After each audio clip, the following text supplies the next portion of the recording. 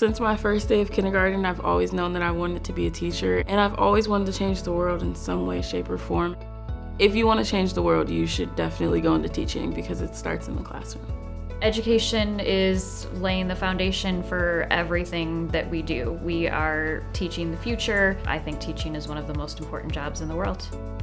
BGSU is a great school for education. I think it prepares its teachers for the field through field experience. BG does a very good job of making sure that you feel prepared to tackle classroom management.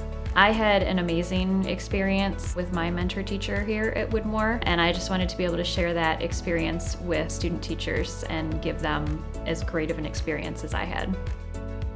BG has shown me how important it is to have the role of a student in the back of your mind while being a teacher. Knowing that when they come into my classroom, they are free to be whoever they want to be.